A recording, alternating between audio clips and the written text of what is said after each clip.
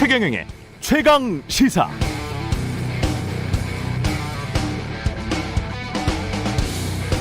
한국 부동산의 역사는 정경, 관원, 유착의 역사였습니다. 강남 개발 초기에는 상공부 직원들이 함께 돈을 모아서 땅 투기를 하기도 했고, 미등기 전매를 통해 수십 배로 뻥튀기 된 돈이 정치 자금으로 전달되기도 했고, 특별 분양한다고 군인, 공무원부터 아파트 줬고, 80년대 서울 압구정동 아파트는 기자들에게까지 특혜 분양됐고, 국토부 산하 공기업 등은 퇴물 정치인, 퇴임 관료들의 놀이터였고, 최근에는 건설과 금융이 결합하니까 재경부, 금감원 출신 모피 아들이 부동산 신탁회사 고문, 대표, 임원으로 진출해 있고, 그리고 올 3월 한국은 LH 직원들의 땅 투기 사태로 들끓고 있습니다. 그래서 부탁드리는데요, 누구를 때려 죽여라 라는 식의 댓글들을 잠시만 멈추고, 제가 앞에서 말씀드린 저 유구한 유착의 역사, 탄탄한 기득권의 구조를 한번 곱씹어 보시기 바랍니다. 저거 깨기 쉽지 않습니다. 한국은 놀랍게도 겨우 15년 전인 2006년에야 부동산 실거래가 신고 시스템이 도입된 나라입니다. 그 이전 한국인의 99.9999%는 모두 가짜로 신고하고 양도세를 탈세했습니다. 지금의 이 분노가 진짜 사회적 공분이라면 부동산 투기를 뿌리 뽑을 시스템을 만드는데 모두 힘을 모아야겠습니다. 바꿔야죠. 변해야 합니다. 나는 투자고 너는 투기다.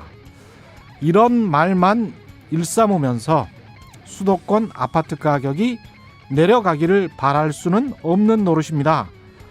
같은 일을 반복하면서 다른 결과를 기대하는 것은 미친 짓이다. 알버트 아인슈타인의 말입니다.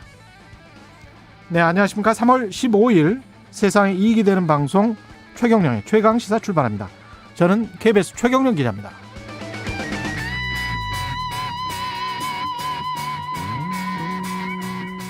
최경영의 최강시사 유튜브에 검색하시면 실시간 방송 보실 수 있고요. 문자 참여는 짧은 문자 50원, 긴 문자 100원이 드는 샵 9730, 무료인 콩 어플에 의견 보내주시기 바랍니다. 오늘 1부에서는 바이든 시대 한반도 비핵화 협상 어디로 갈지 국립외교원 김현욱 교수와 짚어보고요. 2부에서는 최고의 정치 더불어민주당 강훈식 의원, 국민의힘 성일종 의원과 함께합니다.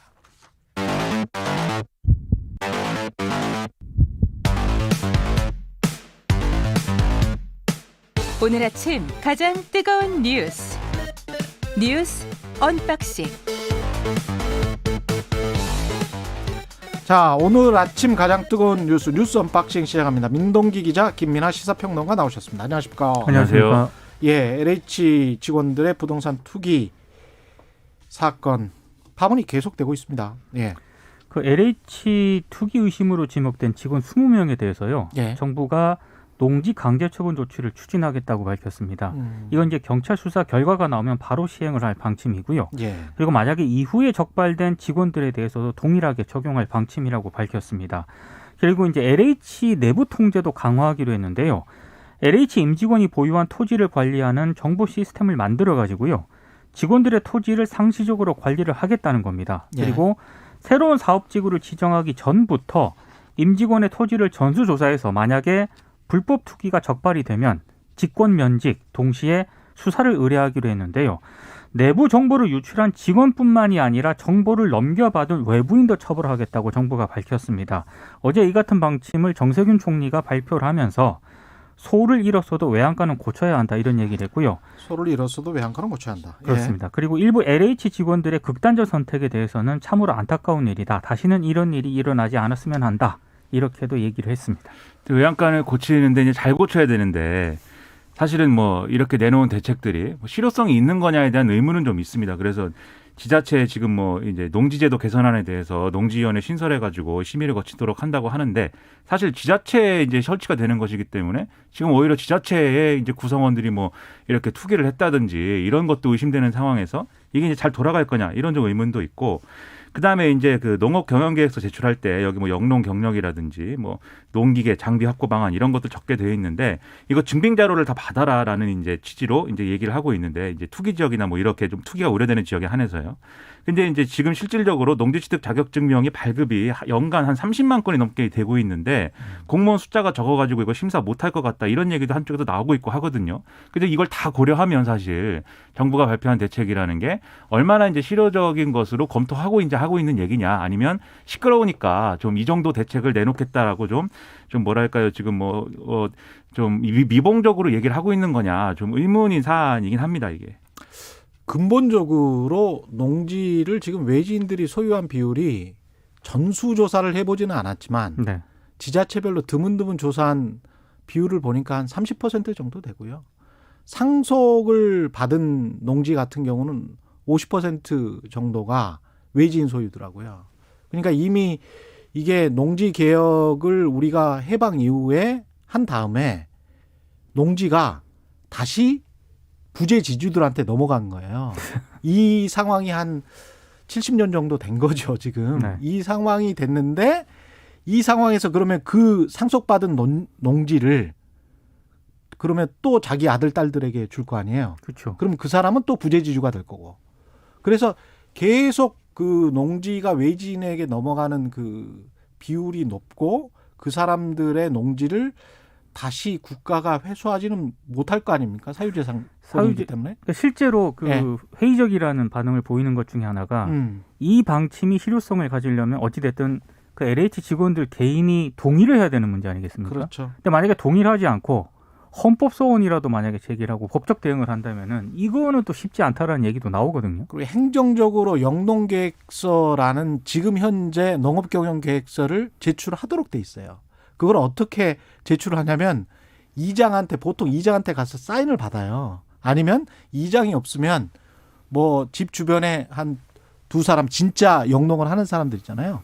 이런 사람들한테 나 뭐 할래라고 하는데 농사 지을래라고 하는데 그게 사실은 대부분은 막걸리 정도 값에 넘어가는 그런 사인들이 많기 때문에 그걸 공무원들이 군청에 있는 공무원들이 그걸 다 조사해서 현장에 가서 매일 영농을 하는지 매달 또는 영농을 하는지 체크할 수 있다? 쉽지 않죠. 이거는 불가능할 것 같은데. 말씀하신 뭐 예. 이장의 뭐 허가를 받아야 된다거나 뭐 이런 거는 사실 그것도 사실 옛날 얘기고 요즘에는 이제 농지를 거래할 때 농지취득 자격증명이라는 걸 발급을 받아야 되는데 농업경영계획서라는 건 거기 첨부되어 있는 서류입니다. 그렇죠. 근데 이 서류는 사실 자기가 적는 거지. 요즘에 이제 농지 거래할 때 특별히 농업진흥지역이라고 그래가지고 거기 농사가 너무 잘 돼가지고 지금도 농사가 진행되고 있다. 이런 땅이 아니면 그러니까 농지로 돼 있긴 한데 실질적으로 농사가 진행되고 있지 않다거나 이런 땅이면은 그냥 이제 내가 앞으로 이러한 농업을 할 것이다라는 계획서를 내는 것에 불과한 맞아요. 그러니까 형식화돼 있어요, 그냥. 예. 그러니까 사실상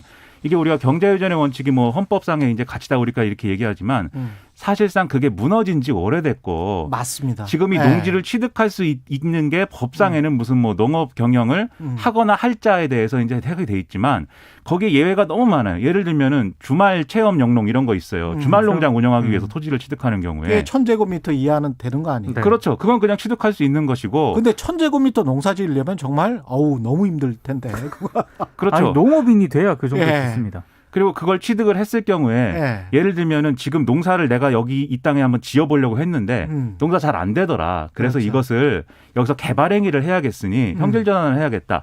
이렇게 지자체 얘기를 하면 지자체에 그 신청하게 돼 있어요. 그렇죠. 토지거래 예. 개발 행위 허가를 신청하게 되어 있는데 그 농지가 방금 말씀드린 농업진흥지역이 아니면 또 되게 해줍니다. 맞습니다. 그러니까 예. 우리가 일반적으로 전원주택이라든지 이렇게 지금 귀농 귀촌한 분들이 다 이런 방식으로 거기 살고 있는 거거든요. 그러니까 이런 상황이기 때문에 사실은 이런 기본적인 구조가 이렇기 때문에 지금 이제 이 농지에 대한 어떤 투기나 이런 것들을 막는 여러 가지 절차를 얘기하고 있지만 예.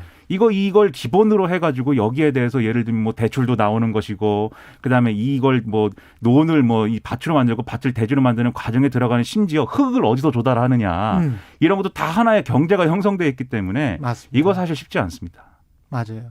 게다가 그런 농업진흥지역이 아닌 일반적인 농지 같은 경우는 옆에 농민들도 좋아하는 측면이 있어요. 왜냐하면 같이 땅가가 올라버리거든요. 같이 집가가 올라버리기 때문에 뭐 저 사람들이 와서 이른바 본인들이 봤을 때는 좀 이상한 짓을 하는 거죠. 그렇지만 그럼에도 불구하고 같이 지가가 올라가는 그런 효과가 있기 때문에 또 말리지도 않아요. 이 상황 자체를. 그것도 이제 좀 부농인 경우만 가능한 예. 거고요. 농사 짓는 사람들이 다 자기 땅을 가지고 농사 짓는 게 아니니까요. 그것도 또 중요한 그렇죠. 부분입니다. 네. 그러니까 이게 부재지주가 이렇게 제가 아까 한 30% 정도 될 거다라는 통계들이 있다는 거는 그만큼 대부분은 소작농이라는 맞아요. 이야기예요. 네. 진짜 농사를 짓고 싶어하고 짓는 사람들은 소작농이라는 이야기거든.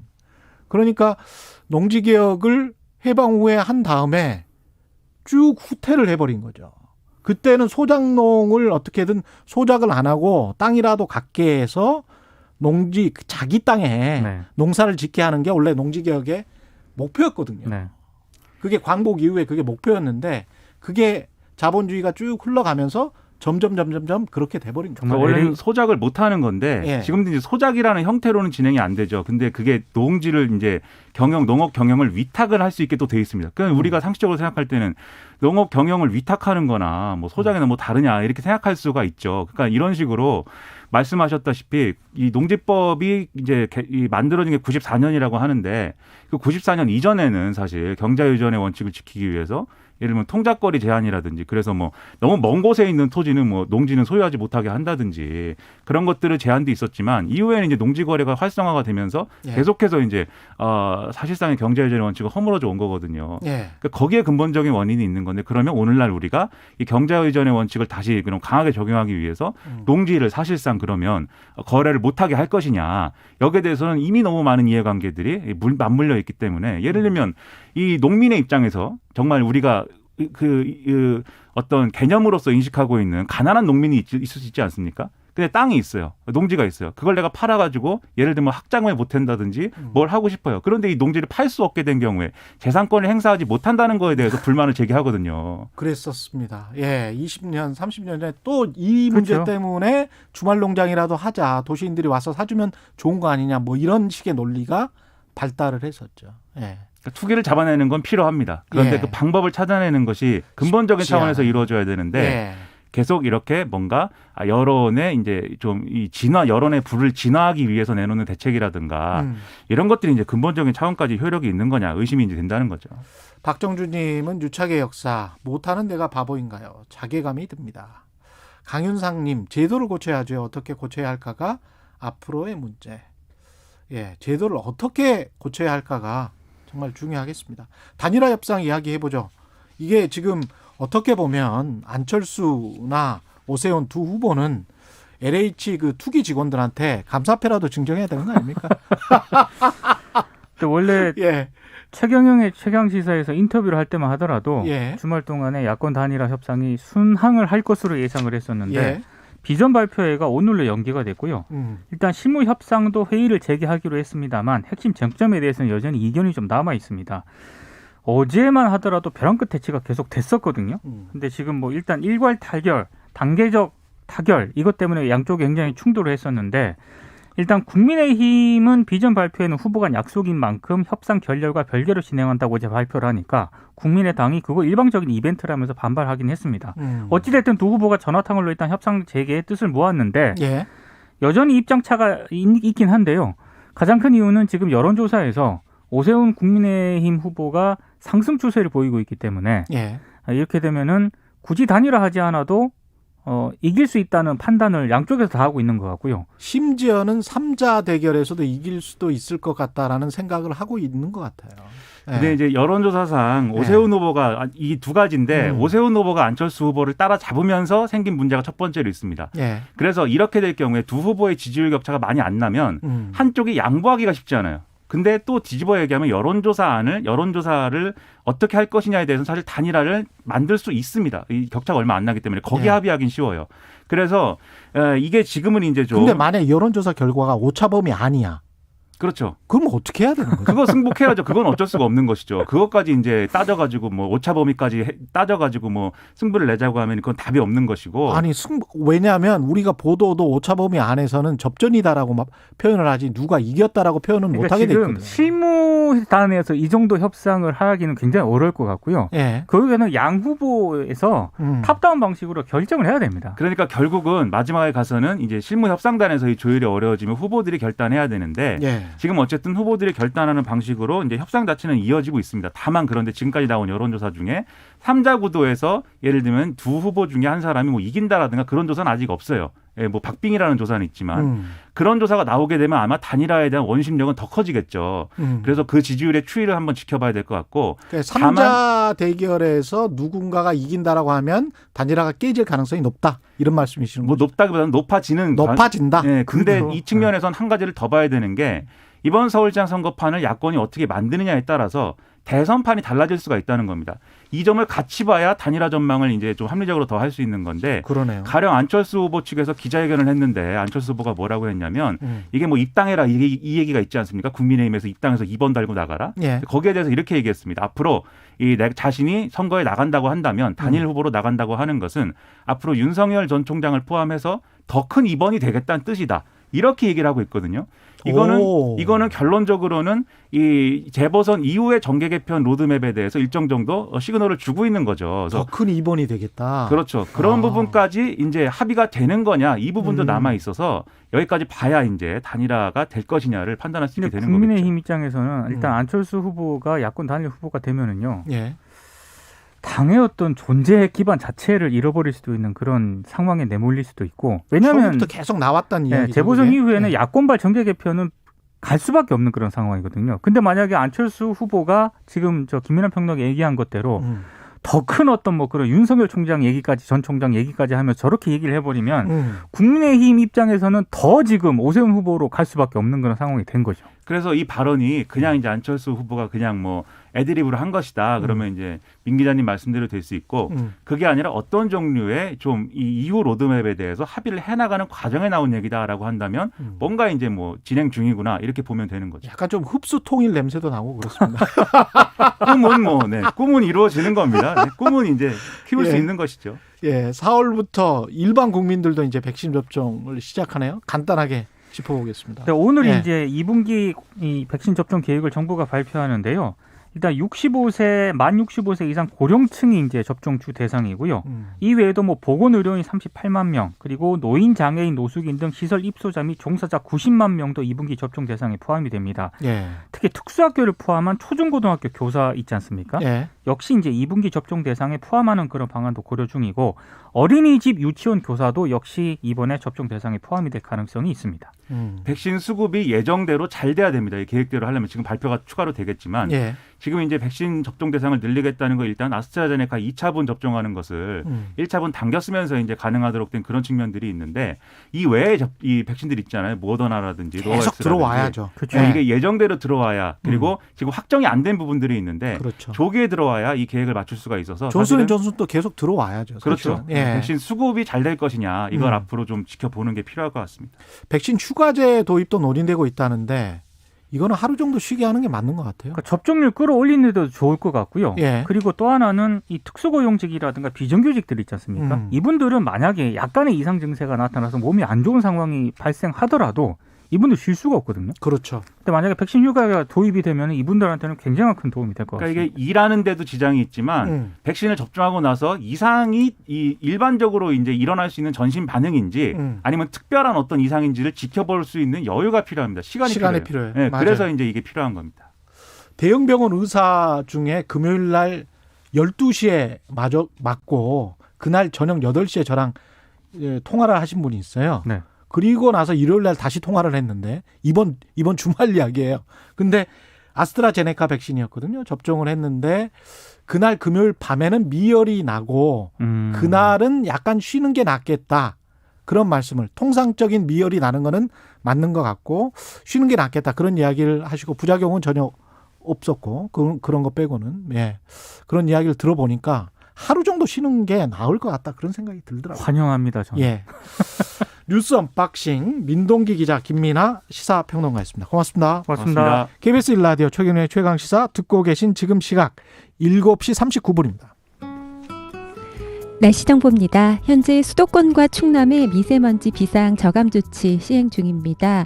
오늘 수도권 등 중부와 일부 남부 지역으로 미세먼지 농도 나쁨 단계 유지하겠고요. 어제 몽골 고비 사막에서 황사가 발원했습니다. 추가로 오늘 더 유입될 가능성이 높으니까 각별한 주의가 필요하겠습니다.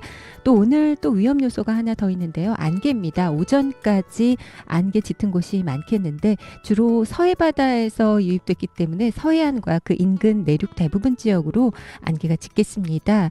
특히 서해안에 인접한 교량에서는 감속 운행해 주시고요. 공항 이용하실 분들 운항 정보 확인하시는 게 좋겠습니다. 오늘 점차 밤부터 흐려집니다. 동해안을 제외한 중부와 호남, 제주 지방으로 비가 내리겠고요. 비는 내일 밤까지 이어지다 개겠습니다. 오늘 밤부터 내일 아침 이렇게 강수 시간이 짧기 때문에 양도 적겠습니다. 전남권 5에서 10mm, 그 밖에 중부지방 5mm 정도 되고 제주에는 그래도 10에서 40mm 정도 오겠습니다. 오늘 오후부터 영동지방에 바람이 강하겠고요. 오늘 낮 최고 기온은 서울 16, 부산 17, 광주 19도 등으로 낮에 남서풍이 유입되면서 포근하겠습니다. 지금 서울의 기온은 6.3도입니다. 날씨였고요. 다음은 이 시각 교통 상황 알아보겠습니다. KBS 교통정보센터의 이승미 씨입니다. 네, 이 시각 교통 상황입니다. 경부고속도로 서울 방향으로 기흥에서 수원까지 막히고 있습니다. 이후 서초 부근에 고장난 차가 있었는데요. 이 여파로 판교에서 서초 쪽으로 50분 넘게 걸리고 있고요. 서울시내 내부순환로 성산 방향으로 기름램프에서 성산램프 쪽으로 사고 영향으로 정체입니다. 강변북로 구리 방향으로도 난지 부근과 서강대교 부근 사고 여파가 더해져서 가양대교에서 한강대교까지 35분 정도 걸립니다. KBS 교통정보센터였습니다. 오늘 하루 이슈의 중심, 당신의 아침을 책임지는 직격 인터뷰. 여러분은 지금 KBS 1라디오 최경영의 최강시사와 함께하고 계십니다. 네, 조 바이든 미국 행정부가 지난달 중순 이후 비공개로 마쿠에서 여러 채널을 통해서 북한과 접촉을 시도했다고 알려졌습니다. 바이든 행정부의 대북 접촉 사실이 밝혀진 건 이번이 처음인데요. 이런 가운데 미국 국무부 장관, 국방부 장관이 이번 주에 우리나라를 방문합니다. 한반도 비핵화 협상이 재가동될 수 있을지 관심이 모아지고 있죠. 국립외교원 김현욱 교수와 자세한 이야기 나눠보겠습니다. 안녕하세요. 네, 안녕하세요. 예. 지금 마쿠에서 바이든 행정부가 북측과 접촉을 했다고 하는데 북측은 어떤 답변도 하지 않았다고 하는데요. 상황을 어떻게 보시나요? 바이든 행정부 측면에서는 대북 정책 리뷰가 끝나지 않은 상황이니까 예.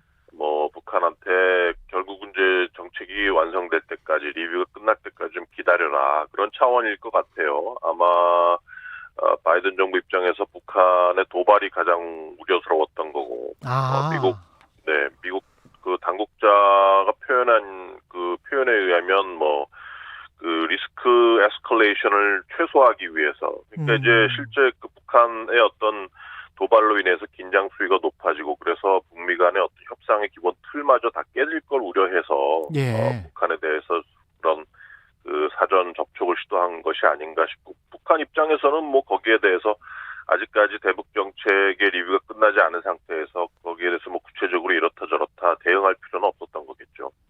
그러니까 미국 입장에서는 대북 정책이 완성된 다음에 그때 이제 공식적으로 이야기할 할 거니까 그동안에 한 수주에서 수개월 정도는 조금만 기다려 봐라, 이런 어떤 메시지를. 그런 차원이라고 봅니다. 그렇군요. 그러면 미국의 대북 정책은 언제 완성이 되고 어떤 기조가 될까요? 글쎄 아직 나오지 않은 상태에서 이건 추측인데, 예. 아마 이번에 그 두 국무국방장관이 일본, 한국을 방문을 하면서 그 동맹국들이 대북 정책에 어떤 입장을 가지고 있는가를 들으려는 거고, 아마 막판 접촉일 것 같아요. 그래서 이번에 한국, 일본을 방문한 다음에 아마 조만간 대북 정책 리뷰가 끝날 것 같은데, 이게 공식적으로 발표가 될지 발표가 안 될지는 잘 모르겠고. 예. 근데 중요한 거는 일단은 북한하고의 어떤 외교와 협상에 열려 있다는 것이고. 예. 트럼프 때와는 달리 바텀업, 실무 협상부터 차근차근 하겠다는 입장. 그리고 제재라는 것을 유지를 하면서 중요한 수단으로 사용을 하겠다는 것. 또 하나는 글쎄 이거는 확실하지는 않은데 예. 왜냐하면 지금까지 나온 것들로 보면은 1단계에서는 일단 핵 동결을 위한 합의로 갈 수도 있다. 즉 스몰딜로 갈 수도 있다라는 얘기들이 나오는데 예. 일본이 여기에 대해서 상당히 반대를 입장이 강해요. 스몰딜 할 수 없다. 잘못 스몰딜로 시작을 했다가는 북한을 핵보유국으로 인정하는 꼴이 될 수도 있다라고 해서 일본이 반대를 하는 입장이기 때문에 예. 이런 구체적인 방법론, 즉 이렇게 스몰딜로 시작해서 단계적으로 북한의 비핵화를 이루는 것이 과연 미국 입장에서 어떻게 리뷰 결과에서 나타날지 좀 두고 봐야 될 것 같습니다. 지금 상황은 그러면 긍정적으로 보십니까? 이런 진행 상황은? 어떤 입장에서 긍정적인? 그러니까 한국의 한반도의 비핵화 프로세스 과정에서. 예. 글쎄요. 그게 지금 조금 아직까지는 불투명한데 불투명하군요. 예. 제가 보기에 이번에 한국 정부가 그 블링컨하고 오스틴 장관이 왔을 때 예. 한미 간에 어느 정도의 협상 토론과 어떤 조율의 결과를 만들어내느냐가 중요한 것 같아요. 예. 지금 국무장관하고 예. 네, 말씀하십시오. 국무장관하고 국방장관이 지금 온다고 했는데 이번 주에 동시 방한하는데 그 주요 의제는 뭐가 됩니까? 주요 의제는 일본 한국을 방문하니까 지금 미국 입장에서는 중국 견제가 가장 중요한 그 외교 정책에서 가장 중요한 문제고 예. 그걸 위해서 인도태평양 전략을 추진을 하고 있는데 여기에서 중요한 부분 중에 하나가 이제 한미일 3국 공조를 회복하는 거란 말이에요. 예. 물론 중요하게 쿼드 국가라는 것들이 있지만 그래서 아마 이번에 한일 관계를 3.1절 연설에서 이제 문 대통령이 일본과의 관계를 회복하고 싶다라는 강력한 메시지를 보냈는데 일본이 거기에 대해서 계속해서 부정적인 입장을 보이고 있기 때문에 예. 이번에 한일 관계를 좀 회복을 해야겠다. 이것이 가장 최우선적인 과제라고 보고 두 번째는 역시 북한 문제겠죠. 예. 아마 대북 정책 리뷰를 끝내기 위해서 최종적으로 일본, 한국이라는 두 국가와 입장을 조율하는 그러한 계기가 될 것 같습니다. 그 한일 관계 개선에 있어서 미국의 어떤 역할이 좀 있을까요? 이번에 그러면? 한국이요? 미국의 역할요. 한일 관계 개선에 있어서 미국의 역할이 네. 이번에 좀 있을까요? 한일 관계 회복을 위해서 상당히 좀 강하게 압박을 할 것 같아요. 이게 지금 한일 역사 문제나 위안부 문제, 강제징용 문제가 워낙 얽혀 있기 때문에 예. 이 문제를 직접적으로 풀 수 있는 그러한 계기가 될 걸로 저는 보지는 않지만 예. 그럼에도 불구하고 한일 관계에서 협력할 수 있는 부분이 많거든요. 예. 지역의 어떤 재난 구조 문제라든지 북한 문제라든지 그런 것들 코로나 바이러스 문제라든지 그런 것들 즉 한일 간의 협력할 수 있는 어젠다를 자꾸 확대해가면서 뭔가 투트랙으로 즉 역사 문제는 지속적으로 푸는 노력을 하되 예. 거기에 매몰되지 않고 다른 협력 의제들을 자꾸 던져주면서 아마 미국은 한일 간의 관계를 회복하려고 할 겁니다. 한미일 공조를 튼튼히 하는 것과 그게 만약에 1차적 단계라면 미국 입장에서는 지금 미국, 일본, 인도, 호주의 쿼드 아까 말씀하셨지 않습니까? 네. 거기에 이제 한국이 들어와라는 식의 어떤 요구가 있을 수가 있습니까?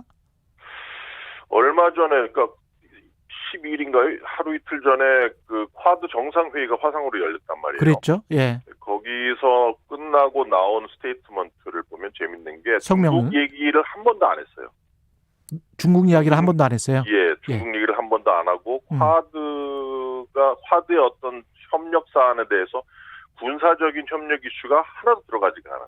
조심스럽네. 예, 상당히 조심스럽고 그리고 재밌는 게 뭐냐면 예. 끝나고 나서 이제 그 백악관에서 언론 브리핑을 했는데 그 제이크 설리반 국가안보보좌관이 거기서 이런 얘기를 합니다. 예.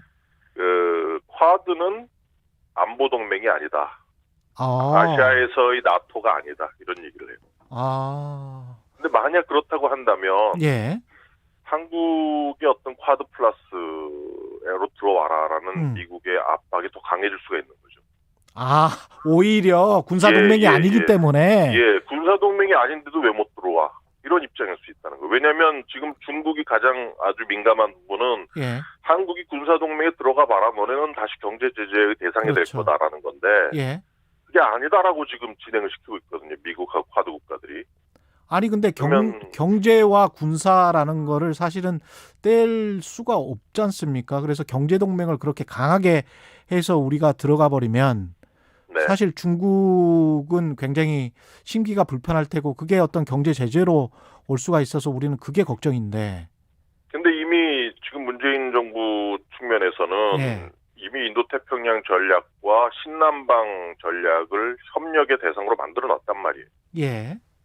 신남방 전략 같은 경우 즉 한국이 뭐 아세안이라든지 동남아 지역에 계속해서 이제 협력을 하겠다. 경제적으로 뭐 비군사적으로 협력을 하겠다는 사안이고 예. 이것을 인도태평양 전략하고 같이 맞물려서 협력을 강화하겠다고 이미 2번이나 팩트슛을 만들어 놨기 때문에 뭐 똑같이 경제적인 사안, 코로나 사안 이런 건데 왜 못 들어오지? 미국의 입장은 그럴 수 있다는 거죠. 그러면 미국 입장에서는 그냥 쿼드 플러스로 확대하는 게 그 당연한 겁니까?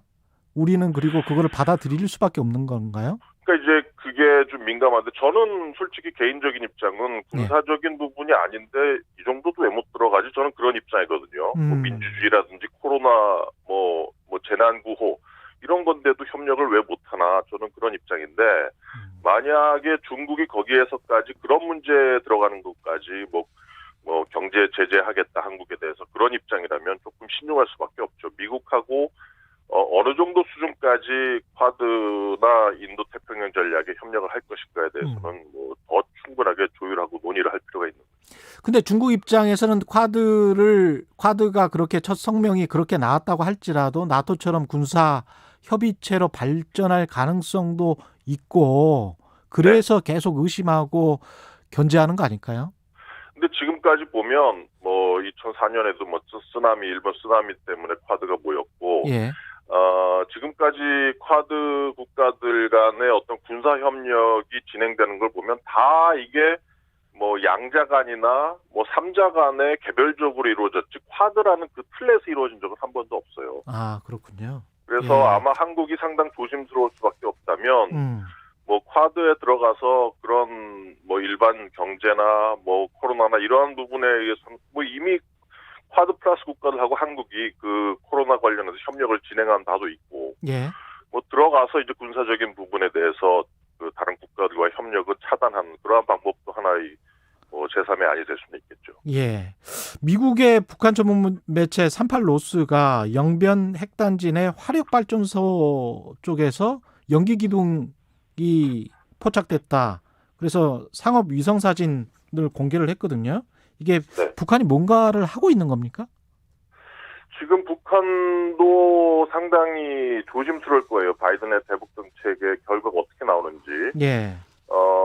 그래서 아마 이제 조심스럽게 북한도 미국을 어느 정도 자극을 하는, 즉, 이번에 북한을 만족시키지 못하는, 즉, 북한에게 상당히 받아들이기 어려운 그러한 정책의 리뷰를 가지고 나온다면, 예. 북한도 할 수 없다. 이제는 다시 핵 개발로 돌아갈 수밖에 없다라는 그런 시그널을 보이는 거죠. 근데 이게 뭐 얼마나 통할지는 모르겠어요. 근데 미국 입장에서도 지금까지 사전 접촉을 해왔던 거는 결국은 북한이 또 핵 개발하고 뭐 시험하고 그러면 지금 우선순위가 중국인데 또 그렇죠. 북한도 신경 써야 되니까 예.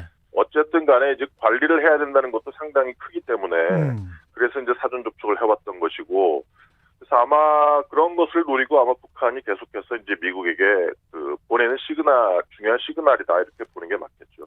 미국 입장에서는 중국을 직접 상대해야 되는데 중국이 혹시 강경하게 변할지 모르는 북한을 어떤 레버리지 지렛대로 이용하는 거는 또 미국 입장에서는 달갑지가 않겠네요.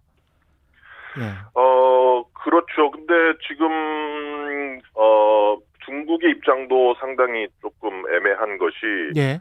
어쨌든 미국하고 중국 간에 하나의 공통 사안이 있다면 물론 예. 뭐 여러 가지 이슈 면에서 미국은 또 계속 중국을 압박을 하고 중국은 거기에 대해서 뭐 대응을 하고 이러한 차원인데 예. 유일하게 두 국가가 공통 사안이 있다면 한반도 안정이에요. 아. 네, 한반도에서 자꾸 불협화음이 나면 미국도 골치 아프고 중국도 중국도 거기에 대해서 뭐 또 그 미국이 개입하는 그러한 뭘 주는 거니까 또 상당히 골치 아프기 때문에 예. 한반도 문제에 대해서는 좀 아무런 문제가 없이 잠잠해야 된다는 알겠습니다. 것이 아마 미중의 공통사항입니다. 예, 오늘 말씀 감사하고요. 국립외교원 김현욱 교수였습니다. 고맙습니다. 말 같은 말.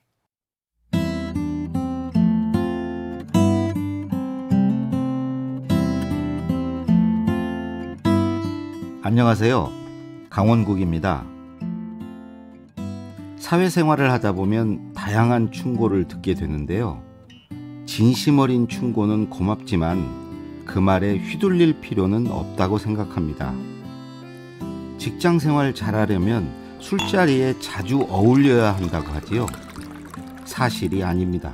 아하. 동료들과 편하게 술 마시는 자리는 별 도움이 안 됩니다. 기껏해야 회사 돌아가는 뒷이야기 듣는 게 고작입니다. 그런 것만 꿰차고 있는 사람치고 회사에서 잘 되는 경우를 못 봤습니다. 또 그런 자리에 동참한다고 동지애가 싹트는 것도 아닙니다. 차라리 상사에게 술자리를 청하는 게 남는 장사입니다. 술자리에서 말을 많이 하는 것도 금물입니다. 제 경우 부하 직원들과의 회식 자리가 있으면 무슨 말을 할까 미리 생각해 뒀습니다. 말을 시키면 당황해하는 것처럼 일어나서 준비된 말을 청산유수로 내질렀습니다. 그런데 듣는 사람은 없고 꼰대 취급만 받았습니다. 생각은 깊게, 말은 짧게 하는 게 진리입니다. 높은 자리에 오를수록 더 그렇습니다. 마당발이 출세한다고도 말합니다.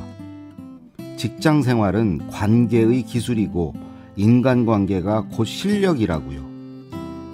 이런 말에 세뇌된 우리는 관계가 불편하면 불안해합니다.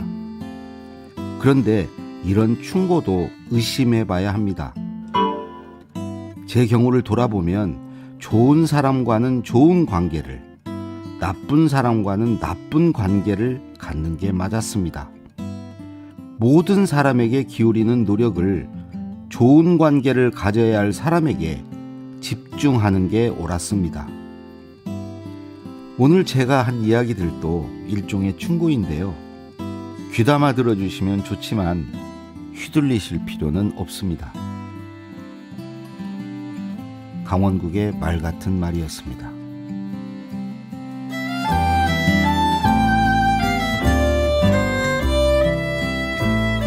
당신의 정답이 나에겐 오답일 수도 있잖아요. 충고는 충고일 뿐. 어떻게 살지는 알아서 정합시다.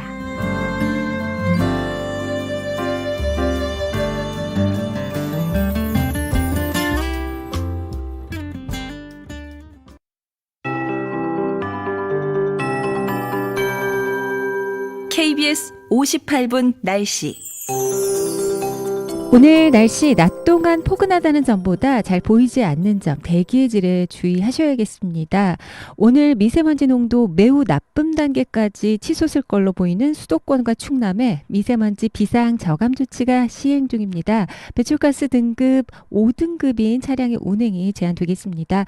오늘 그 밖의 중부와 일부 남부 지역도 미세먼지 농도 나쁨 단계 이어가겠습니다. 어제 몽골 고비 사막에서 황사 발원했고요. 오늘 추가로 더 유입될 가능성이 높습니다.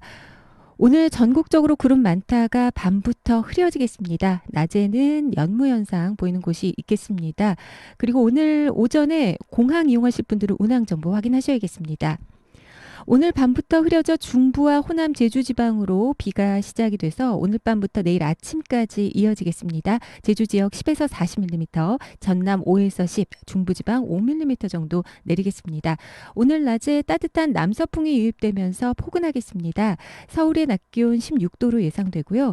대전, 부산 17도, 광주 19도 등 14도에서 19도의 분포를 보이겠습니다. 낮과 밤의 기온차가 크게 나겠습니다. 오늘 오후부터 영동 지방의 바람이 강해집니다. 지금 서울의 기온은 7.1도입니다. KBS 58분 날씨 강혜종입니다.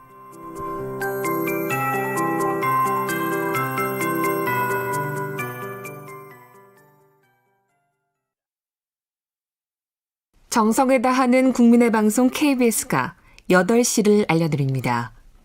AM 711kHz, FM 97.3MHz, KBS 1라디오입니다.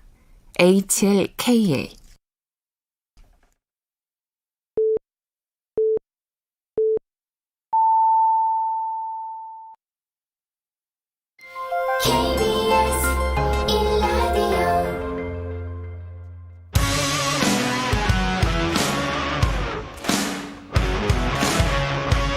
오늘 하루 이슈의 중심 최경영의 최강 시사.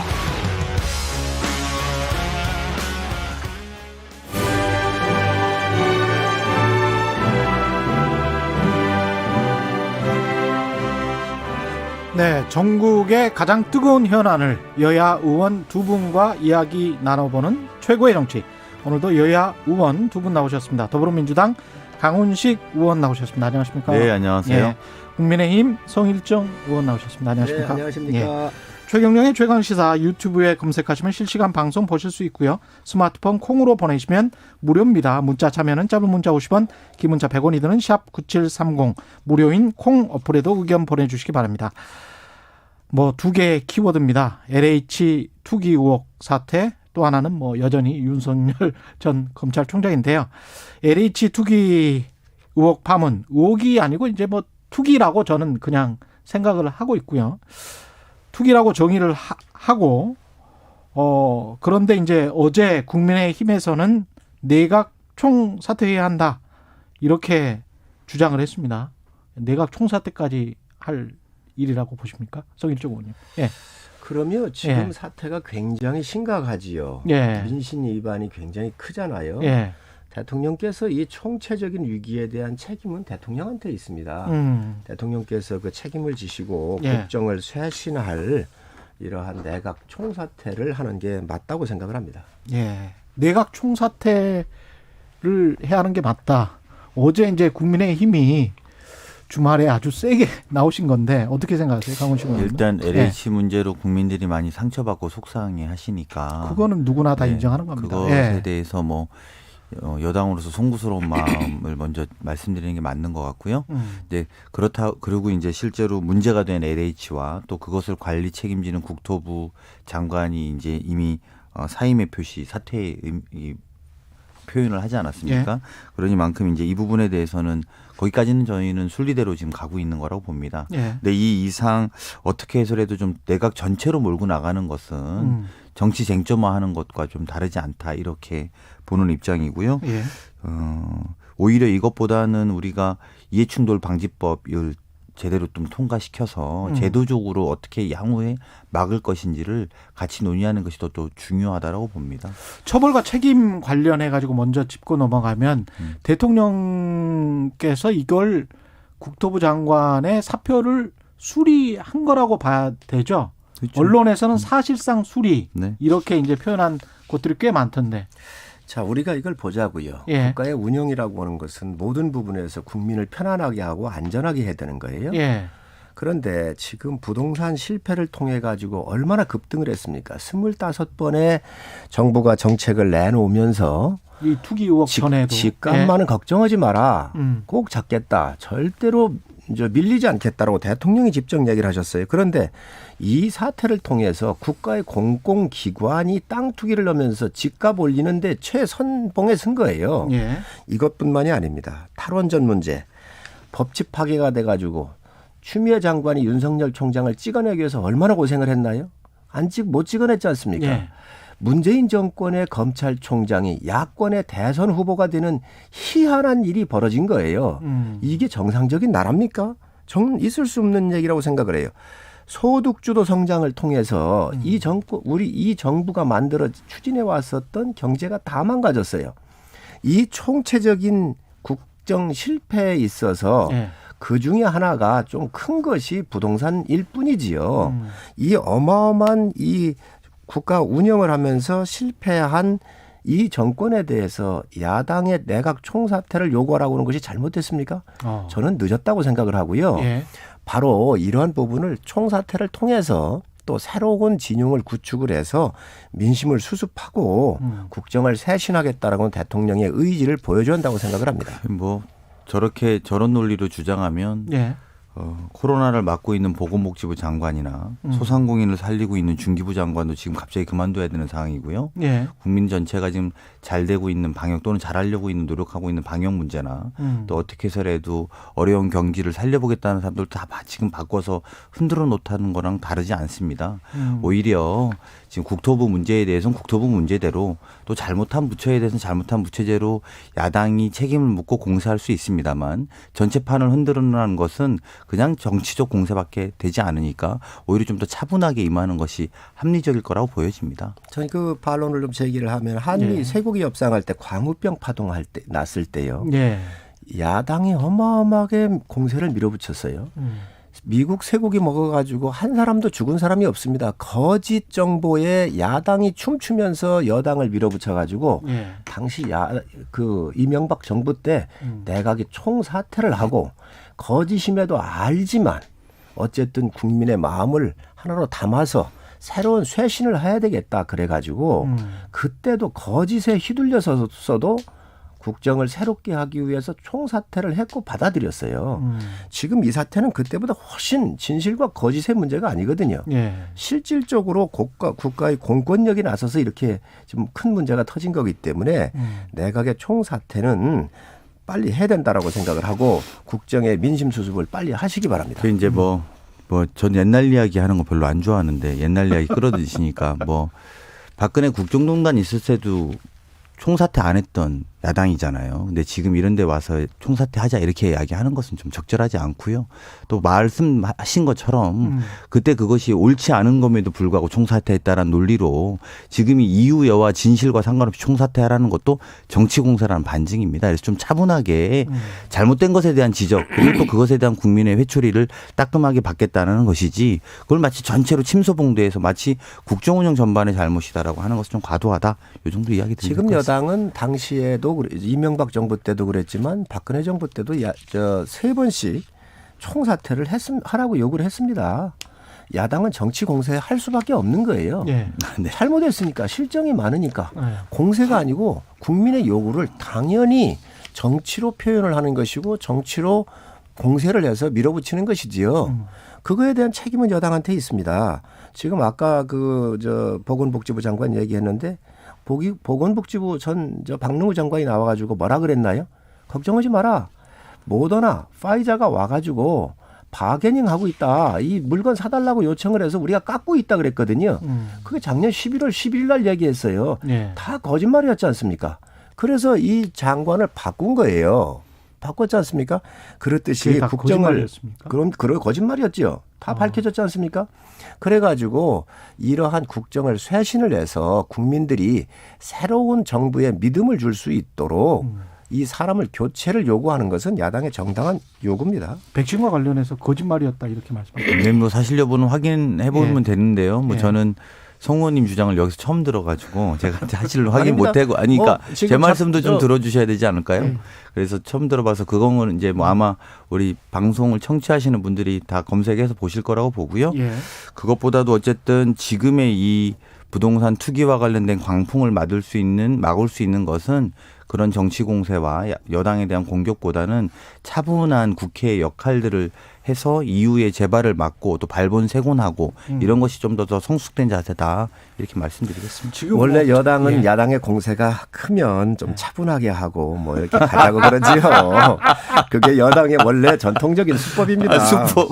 예, 여당이 이제 공세에 밀리고 힘이 힘드니까. 아닙니다. 전혀 그런 건 아닙니다. 작년도 11월 11일 날 보건복지부 장관 박능우 장관이 국회에 나와서 답변한 내용이에요. 예. 파이자 모더나가 와가지고 자기들 물건 사달라고 한다. 그래서 우리가 바게닝을 하고 있다. 속기록에 다 나와 있고 이미 언론에 여러 차례 보도됐으니까. 그때는 백신이 완성됐었을 때 단계는 아니죠. 그 당시에 이미 7, 8월부터 다른 나라들은 다 샀습니다. 다 이미 계약을 했었을 때예요. 그런데도 이렇게 거짓말을 해왔었어요. 오늘 백신 주제는 아니지만 어찌됐든 이러한 총체적인 실패를 백신 방역 국민이 마스크 써서 했지 이 정부가 백신 잘 구해서 했습니까?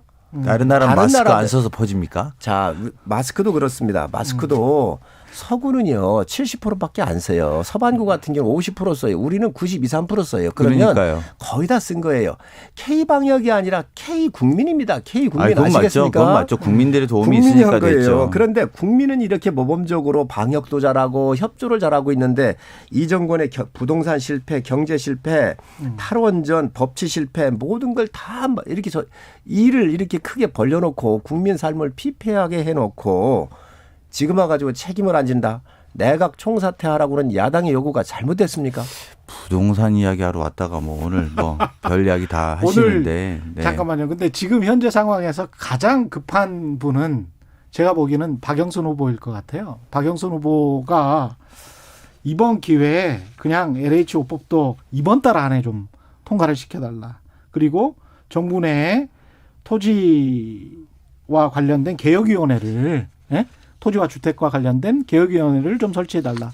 이거는 이제 선거에 직접적으로 이제 영향을 미치니까 재보궐선거와 관련해서도 이번 달 안에 정말 좀 다 해달라 뭐 이런 이야기잖아요. 이거는 어떻게 보세요? 특검 제안도 하고 그랬는데 또 이거는 국민의힘에서 받지 않고 있다. 이렇게 또 비판도 했더라고요. 박영선 후보는.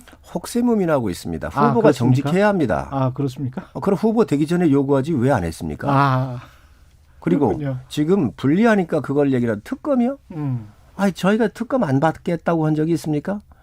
특검을 받으면요. 준비하는데 2개월이 걸립니다. 특검 임명하고 여야 협상해서 해야 되고 의제를 또 무엇을 수사를 할 건지 사무실 준비하고 그 2개월 선거 다 끝난 다음에 하자는 이 얄팍한 위장전술이지요. 얄팍한 위장전술이다. 그렇습니다. 있을 수 없는 일입니다.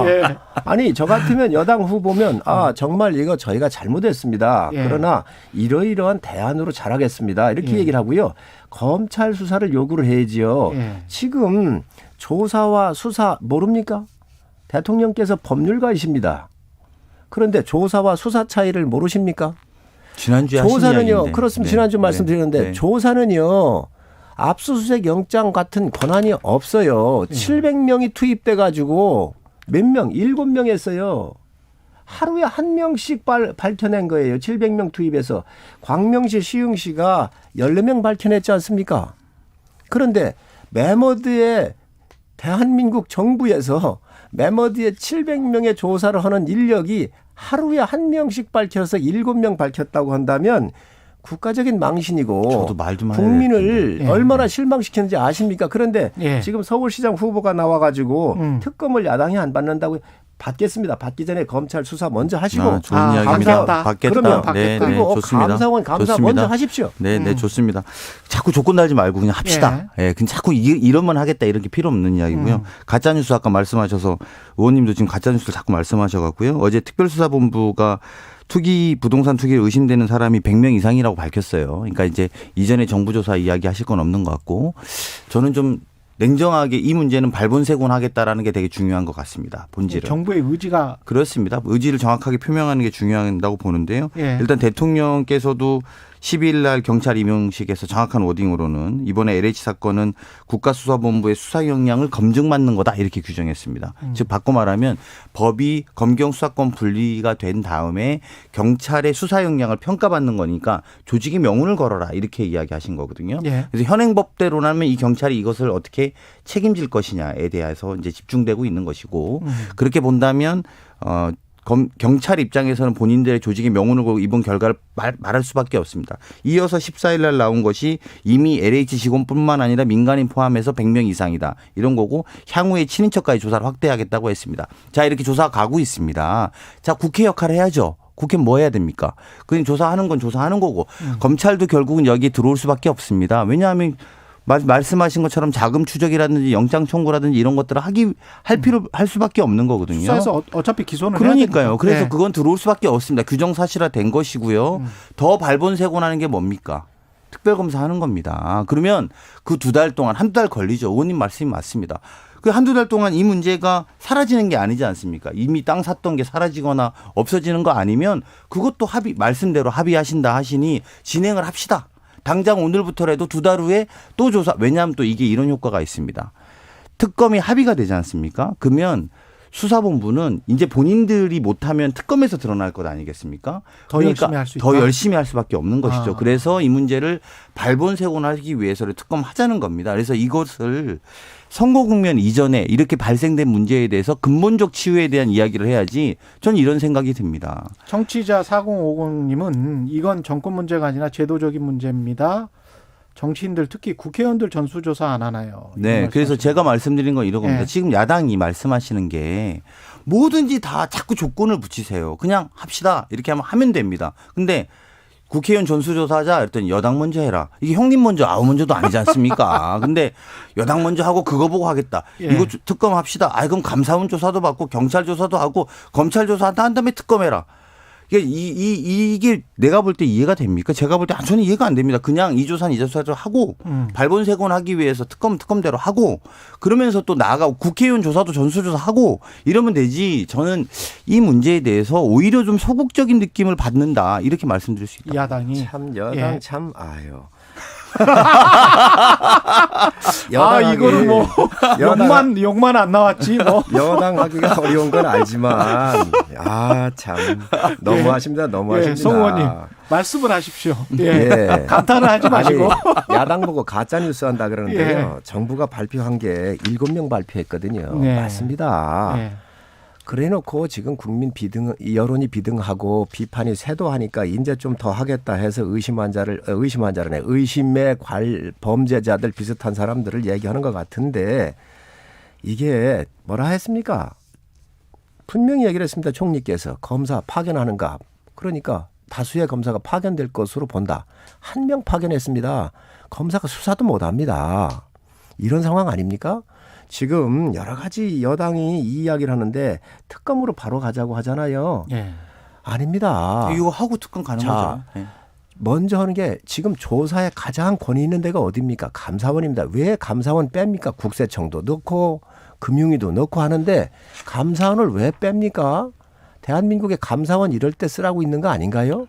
검찰 지금까지 잘 훈련되고 특수 분야에서 금융이나 이런 부동산 투기 1차 신도시, 2차 신도시 할 때 전부 다 검찰한테 맡겨가지고 발본색원을 해서 정말로 다 구속시키고 했거든요. 이 정권 3기 신도시에서만 왜 검찰을 배제합니까? 지금까지 안 한 게 왜 그렇습니까? 국회의원 300명 조사하자는 거 제가 지난주에 다 하자 그랬습니다. 저희 다 찬성합니다. 왜 저희가 반대합니까? 예. 하십시다. 그런데 아니 여당이 지금 6명인가 이렇게 이름이 오르내리고 나왔잖아요. 여당부터 조사하시면 저희 하지 말라고도 합니다.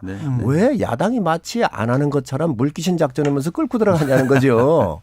그러실 필요 없습니다. 아니 근데 주호영 원내대표는 여당이 먼저 하면 뭐 이런 말씀은 직접 먼저 해야죠. 책임이 어디가 큽니까? 그리고 지금 현재 어떤 의원 여당이 벌써 6, 7명 나왔잖아요. 예. 그러고 그러니까 여당이 먼저 모범을 보이십시오. 그리고 저희 비대위원장도 말씀을 하셨어요. 하겠다고. 네, 저도 해야 된다고 생각을 합니다. 그러니 여당이 먼저 책임 있는 여당이 먼저 모범을 보이면서 이 정권에서 발생했고 이 정권의 장관이 사장으로 있었을 때 터진 거잖아요. 그러니까 이 정권 누가 더 정보의 접근성이 좋았겠어요. 이 정권 실세들이 더 좋았을 거란 말이죠. 그러니 여당부터 하시고 그러면 야당 자동적으로 따라가니까 하지 말라기도 합니다. 그거 야당한테 자꾸 책임 떠넘기지 마시고 하십시오. 같은 말이 반복되시니까. 일기 신도시, 2기 신도시 때는 검경 수사권 분리 전이었죠. 그래서 검찰이 그 수사 권한이 있었고요. 그리고 저희는 검경 수사권 분리가 돼서 법이 바뀌었습니다. 자꾸 법 어겨서 뭘 밝혀내라 이렇게 하는 주장 자체가 이미 본인들이 황당하다고 저는 생각할 거라고 봅니다. 그럼에도 불구하고 계속 반복하는 것 제가 볼 때 납득하기 어렵다. 그리고 말씀드린 것처럼 경찰이 이제 본인들의 명운을 걸고 조사하는 결과들을 지켜보고 하면 된다. 두 번째 전수조사와 관련해서 말씀하셨는데요. 이게 진짜 형님 먼저 아우 먼저 아닙니다. 그리고 우리가 이해충돌 방지법이나 궁극적으로는 공직자가 직무상의 비밀을 이용해서 이런 것들을 한 것에 대해서는 강한 처벌을 하자고 하는 것도 지금 안 되고 있습니다. 그런 법을 처벌하기 위해서라도 또 그런 법을 만들기 위해서라도 이미 국회가 솔선수범해서 우리가 다 뭐 형님 먼저 아우 먼저 아니니까 정말로 다 같이 가서 모든 조사를 받겠다라는 각오로 내놓자는 취지인 것이지요. 그래서 그렇게 한 다음에 그다음에 또 주장들은 주장대로 펼쳐나가면 될 것이고요. 말씀대로 여당 의원들 몇 명 이렇게 저렇게 나온 거 있습니다. 야당 의원은 없었습니까? 이러저렇게 이야기 나온 분들이 이미 많았죠. 그러니까 이런 것 자체가 웃긴 겁니다. 국민들 눈에는 그냥 다 같이 가서 조사받으면 되는데 여당 의원 몇 명 됐으니까 먼저 받으시오. 부산 지역이나 영남 지역에 있는 의원들이 다 문제됐던 거 아닙니까? 그러면 부산 지역은 이미 민주당 정부가 아니라 다른 지역 정부라서 그랬습니까? 그러니까 저는 그런 문제를 협소해서 핀셋으로 우리 스스로는 핀셋 잣대를 대고 국민들이나 LH에 대해서는 광범위한 엄한 잣대를 대는 것이 국민들이 납득하기 어려우니 국회 자체가 우리한테 엄하게 좀 먼저 검증받고 그 검증의 기운으로 법도 바꾸고 법을 바꿔서 재발 방지도 막고 나아가서 다른 부처들도 정확하게 좀 검증하자라고 또는 조사하고 수사하자라는 것이 국민적 합의의 방법일 거다 이렇게 보고 그렇게 동의해달라는 겁니다. 지금 이 법은 법법 얘기를 하시는데 예. 중대범죄, 중대범죄는 검찰에서 하게 돼 있잖아요. 경제범죄 같은 또 부정부패 분명한 6대 범죄에 들어갑니다. 집권 여당이 언제 법 지켰습니까? 아니 윤석열 쫓아낼 때 잠깐만요. 6대 범죄에 어떻게 들어가요? 경제범죄이고 부정부패 사건입니다. 그러니 이거는 얼마든지 낼 수 있어요. 이 정권이 언제 법 지켰습니까? 윤석열 잠깐만요. 윤석열 쫓아낼 때 검찰정법 지켰나요? 김학의 불법 출금할 때 이 법 지켜서 이거 못 나가게 막았나요? 법 안 지키는 게 이 정권입니다. 정말로 불법 저지른 게. 그래서 지금 뭐 공수처법 이렇게 검찰정법 분리가 돼 있기 때문에 안 된다 그러는데 그런 얘기 여당은 할 자격이 없습니다. 정말로 이 정권에서 법을 지켰으면 그 전부터 지켰어야지요. 그러니까 그런 것들을 안 지켜놓고 안 되죠. 지금 주제와 상관없는 이야기로 아닙니다. 자꾸 본질을 흐리시는 거예요. 잠깐만요. 내 말씀도 좀 들어봐 주세요. 제가 끝나지 않았습니다. 제가 끝나지 않았습니다. 제가 한 10분밖에 안 남아서 10분도 안 남았어요. 근데 그 국회의원분들이 나오셔가지고 이해충돌 방지법이랄지 그 토지거래 신고제랄지 이런 것들 있지 않습니까? 관련해서는 야당이나 여당이나 다 그냥 함께 하실 거죠? 이거. 그러면요. 네, 그죠? 동의합니다. 그러면 네. 저희는 이미 정부안이 발의돼 있고요. 이의가 없는 거죠. 그러면 네. 예. 알겠습니다. 요거는 그러면 이렇게 넘어가고요. 왜냐하면 뒤에 또 우리가 재보궐선거 이야기도 해야 되고 그러는데 일단 재보궐선거 같은 경우는 오세훈 안철수 후보가 지금 굉장히 좀 상승세잖아요. 두 분 다. 그러다 보니까 약간 좀 삐걱거리는 뭐 고성이 오고 갔다 이런 이야기도 들리고 회의장에서 뭐 기자들도 그런 보도를 계속 지금 하고 있고요. 안 될 것 같다는 그런 분위기도 좀 감지되는데 어떻게 보십니까? 야권 단일화는 국민의 명령이기 때문에 반드시 이루어질 거고요. 또 해야 한다고 생각을 합니다. 지금 오늘 11시부터 또 그 협상단이 자리를 마주하기로 이렇게 예정이 되어 있기 때문에 열심히 잘해서 국민 기대에 부응하도록 그렇게 하겠습니다. 이게 누가 나서도 이길 것 같은 상황이 오히려 야권 단일화를 방해하는 그런 상황이죠.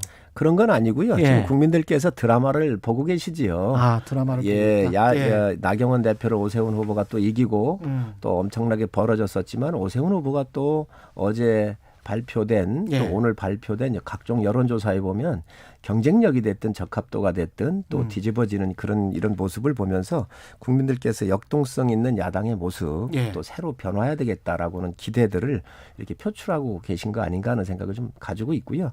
또 그의 그 뜻을 받들어서 저희가 잘 협상을 해서 국민의 명령을 완수하도록 그렇게 하겠습니다. 여권에서는 이 사안을 어떻게 보고 계시나요? 뭐 저희는 단일화 될 거라고 봅니다. 야권이 단일화 될 거라고 보고요.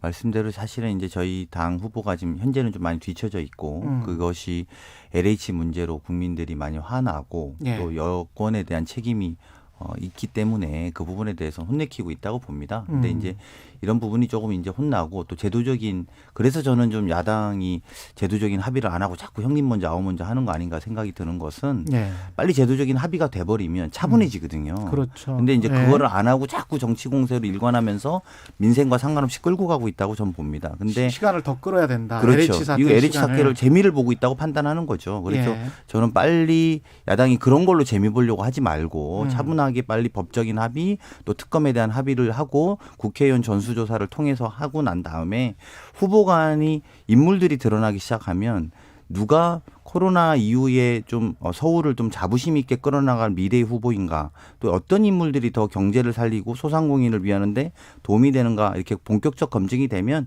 저희 후보가 다시 격차도 줄이고 더 나아가서 앞질러 갈 수 있다라고 저희는 확신하고 있습니다.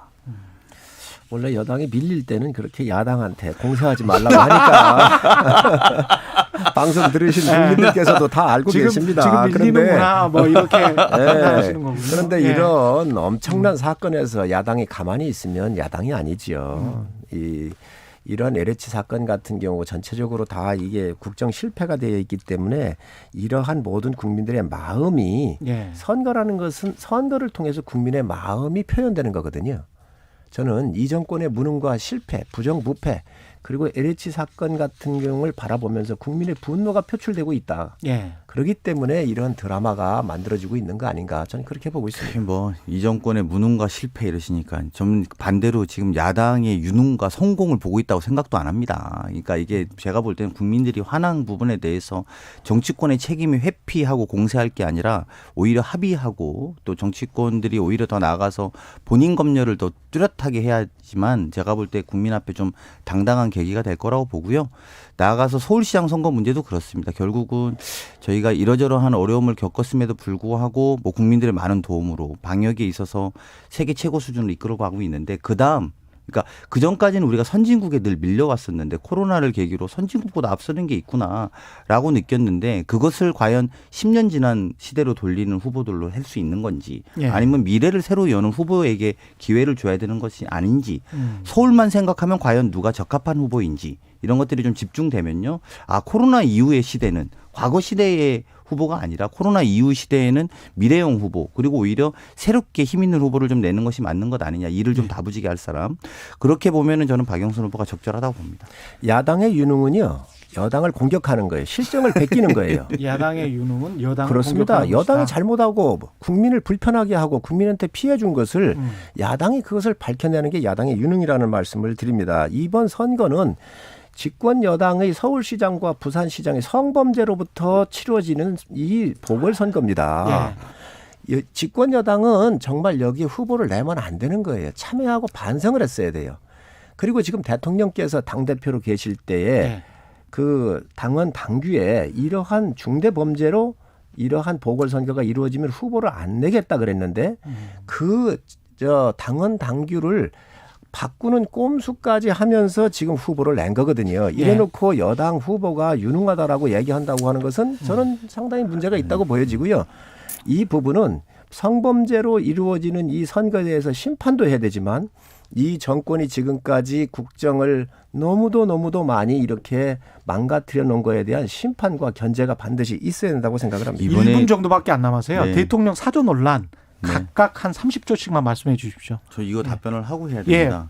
같이 하십시오. 아니 이제 이번에 정의당이 후보를 안 내지 않았습니까? 그런 정당이 방금 말씀하신 후보를 내지 말했나 주장하면 납득이 됩니다. 국정농단하고 탄핵해서 선거 치렀으면서도 불구하고 대통령 후보 냈던 정당이 이번 규칙 사유가 당신 정당의 자당에 있으니 후보를 내지 마시오라면 적절치 않다라고 생각하고요. 대통령 사전 논란도 이어서 말씀을 좀 드리면 LH 투기로 인해서 국민적인 반감이 높아지니까 사실은 경남 고향에 내려가서 살겠다고 한 대통령의 사저를 준비하고 있는 건 마저 공세합니다. 그 당에 그러니까 국민의힘의 당에 대통령 두 분 뭐 지금 감옥 가 계시지만 두 분 다 강남에 사저를 준비하고 살았을 때는 이렇게까지 시끄러운지 잘 모르겠습니다만 그냥 고향에 가서 편하게 살 수 있게 좀 준비하는데 도와주십시오. 성원님. 11년간 농사지었다라고는 말을 국민이 믿을 수 있겠습니까? 대통령도 법을 지켜야 합니다. 아스팔트가 그게 농지입니까? 그래서 이러한 법을 안 지킨 거에 대한 국민적으로 대통령한테 묻는 건데 대통령은 법률가이시고 두 분 말씀 감사합니다. 최고의 정치 국민의힘 성일정 의원 더불어민주당 강훈식 의원이었습니다. 고맙습니다. 네, 고맙습니다. 감사합니다. 언론계의 차인표 홍사훈. 잘생겼지, 똑똑하지, 정의롭지, 뭐 하나 빠지는 게 없는 완벽한 기자 홍사훈. 오후 4시 5분 홍사훈의 경제쇼를 전적으로 믿으세요. 경제방송 아무거나 들으면 큰일 납니다. 경제도 이제는 저 홍반장 홍사훈입니다.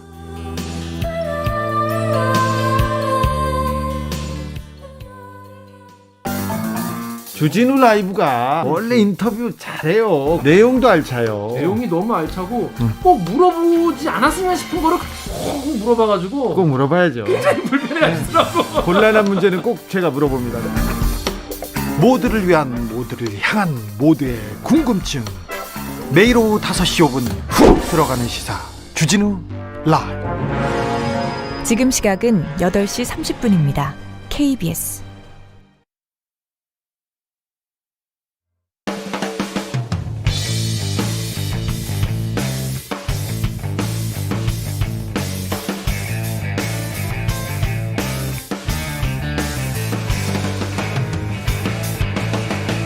최경영의 최강 시사.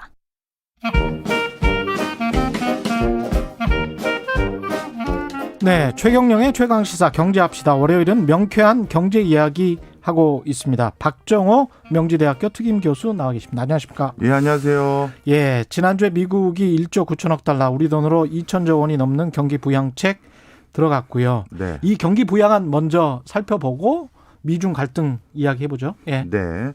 사실 저는 오타라고 생각하기 쉬울 정도의 금액이죠.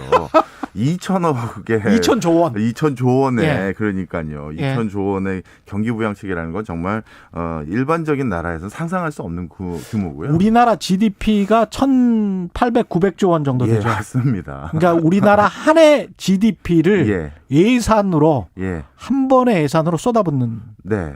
어마어마한 액수입니다, 진짜. 예. 예. 뭐 물론 아주 단순하게 계산하면 예. 이 정도 금액이 들어갈 수밖에 없는 상황인 게요. 예. 우리나라 생산 가능 인구가 한 3천만 명이 좀 넘습니다. 예. 근데 미국에서 지금 실업 수당을 신청했던 이 인구가 바로 3천만 명이 넘거든요. 예. 그러니 정말 우리나라 국가 예산 규모, GDP 규모만큼의 어떻게 보면 경기 부양책 예산이 들어갈 수밖에 없는 상황이죠. 예. 특히 이제 또 한 가지 놀라운 것은 역시 기축 통화를 가지고 있는 발권 국가로서 야, 1인당 160만 원 정도에 대한 예. 기본적인 그 어떤 소득 보전을 해주는 이 정책도 포함이 되어 있었습니다.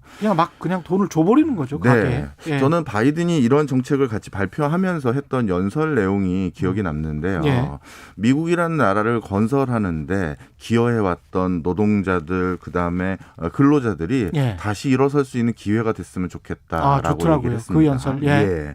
아마 그래서 이렇게 기본적인 소득을 지금 지급할 만큼 미국은 어떻게 보면 경기가 진짜 바닥을 쳤구나라고 생각이 들고 있습니다. 하반기 때는 굉장히 좋아질 것이다. 그런 예상이 많죠. 뭐 미국. 기저효과까지 있기 때문에 예. 수치상으로는 엄청 좋아졌을 것 같은데요. 그런데 이번에 코로나19로 인해서 미국은 우리나라랑 달리 전 세계 일반적인 곳과 달리 월급 제도가 아니라 주급 제도잖아요. 맞아요. 예. 그리고 말 그대로 우리 트럼프 대통령의 한때 유행어였던 You Fire처럼요. 근로 안전성이 굉장히 뭐랄까요? 좀 안전성이 작고 예. 자율성이 높은 나라이기 때문에 이른바 노동 유연성이 굉장히 좋은 나라죠. 그렇죠. 예. 그러다 보니까 경제 상황이 좀 안 좋아지면 바로 해고를 할 수 있는 구조를 가지고 있는 국가입니다. 맞습니다. 그러다 예. 보니 당분간 경기가 확실히 반등하는 기저가 생기지 않으면 고용은 이렇게 되살아나기가 쉽지 않을 것 같아 보이긴 합니다. 고용은 되살아나기 쉽지 않다. 예. 그렇게 되면 페드가 어떤 금리를 당장 인상하고 뭐 그런 상황은 아니겠습니다. 예, 그래서 자꾸 예. 연준에서도 금리를 당분간 올릴 생각이 절대적으로 없고 예. 오히려 물가가 조금 오르더라도 우리는 그걸 관망하겠다라고 작년에 이미 평균적인 수치로 우리는 물가를 관리하겠다라고 해서 평균적인 수치. 바꿨죠. 바로 그러니까 그런 것들은 인플레이션만 보지 말고 고용률, 실업률을 봐야 되겠네요. 그렇죠. 예. 그래서 고용이 쉽게 살아나지는 않을 것 같다라고 다들 진단하고 있는 것 같습니다. 예. 그런데 미국은 이런 상황인데 중국은 돈을 안 풀어요. 희한하게. 예, 맞습니다. 예. 오늘 중국 얘기를 좀 이면에 있는 얘기를 좀 자세히 해드리려고 그러니까요. 하는데요. 예. 중국이라는 나라가 지금 어떻게 보면 상황 판단을 정확하게 해서 우리 국제기구가 예측한 것보다는 오히려 경제 성장률을 낮게 잡은 게 아닌가 생각이 듭니다. 원래 국제기구 같은 경우는 통상적으로 먼저 발표됐던 게 올해 중국 경제는 기저효과 등도 있기 때문에 7.5%에서 8% 넘게도 전망했던 국제기구가 많습니다. 예. 그런데 정작 양회를 통해서 통해서 중국 경제가 발표한 경제 성장률 수치는 6% 이상만 하면 된다라고 결정이 했고요. 일부러 경제 성장률을 낮게 잡았다. 낮게 잡은 거죠. 특히 양회 직전에는 각 지방 정부마다 중국의 지방 정부마다 우리는 올해 GDP 그러니까 지역의 GDP니까 GRDP라고 부르는데요. 그 GRDP를 전부 집계를 합니다. 그리고 그걸 들고 와서 양회에서 그거에 대한 종합치를 이제 제시하는 게 일반적인데 지난번에 지역마다 열렸던 이런 대회에서 발표했던 지역의 평균 수치가 7%가 다 넘었어요. 지역이 다 넘었는데? 네, 다 넘었는데 중앙에서 그거를 6% 이상만 해라라고 한 거죠. 특히 작년에도 이런 일이 있었고 올해도 이런 일이 있었었는데 중국은 집단 지도 체제잖아요. 그렇죠. 그래서 경제 부분은 리커창, 그다음에 대외적인 부분은 시진핑이 관장하는 게 통상적이지만 경제 부분에 대해서도 시진핑에게 리커창이 보고 아닌 보고를 하는 게 일반적입니다. 근데 작년에도 보고를 들어갔다가 한 3번 우리나라 말로 하면 빠꾸 맞았어요. 야, 이거 아닌 것 같아 하면서 이제 논의를 좀 이제 합의를 못 본 거죠. 근데 올해도 이게 좀 난상토론 아닌 난상토론이 있었다라는 게 외교발 쪽에서 들려오는 소식입니다. 그 왜 그러면 수치를 조정하는 거에 이렇게 애를 먹었을까? 자, 지금 중국이 처한 상황들을 몇 가지 반추해 보면 쉽게 알 수 있는데요. 그동안 중국은 고도 성장을 달성하기 위해서 각 지방마다 나름대로 목표치를 제시했고 그것들을 수용하거나 이런 형태로 진화 발전을 해왔는데 그 과정에서 여러 문제점들이 불거지기 시작했습니다. 대표적으로 내년에는 중국의 지방정부에 대해서 다시 인사 재편이 일어나는데요. 쉽게 해서 중국은 참 독특한 나라인 게 다음번 지도자가 누구인지가 그 후보군이 거의 예측이 되는 나라잖아요.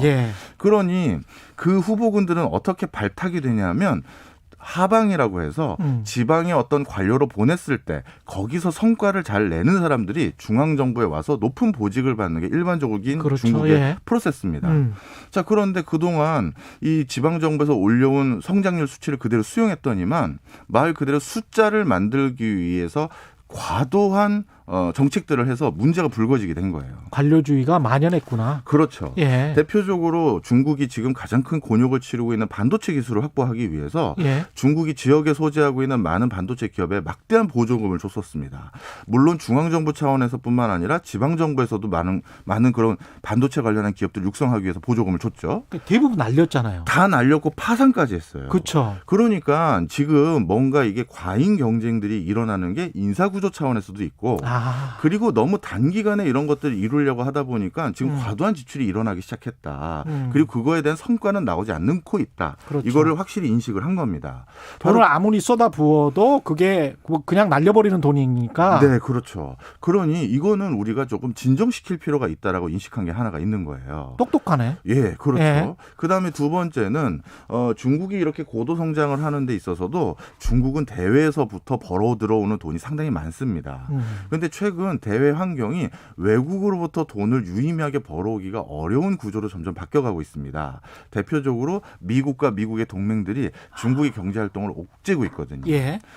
대표적으로 지금 TSMC 같은 경우 대만의 반도체 회사인데요. 중국의 반도체 공급을 지속적으로 해왔던 대표적인 기업인데 화웨이의 반도체 공급을 중단했습니다. 그렇죠. 그다음에 중국에서 지금 최고 사양의 반도체 공장을 새로 증설하기 위해서는 네덜란드를 비롯해서 반도체 장비 회사로부터 많은 장비를 들여와야 되는데 미국이 압박을 해서 그 장비 자체가 지금 사올 수가 없는 구조예요. 그런 과정에서 대외적인 수치까지 높이기 위해서 우리가 숫자를 크게 잡는 것보다는 지금은 그럴 때가 아니다라고 생각을 하는 거죠. 지난해에 사실 중국의 무역 수지가 최대치를 기록했죠. 그러니까 가장 최대치를 기록했을 때 위험을 감지하고 앞으로는 이 정도로 볼 수는 없다. 그러면서 이제 내수 진작하고 그런 경우군요, 이게. 특히 그것을 또 신경 써야 되는 이유가 뭐냐면요. 중국의 국가 부채가 지금 생각보다 굉장히 심각한 수준입니다. 그렇죠. 특히 GDP 대비 중국의 국가 부채가 한 330% 정도까지 올라왔거든요. 330%? 이거는 예전에 일본이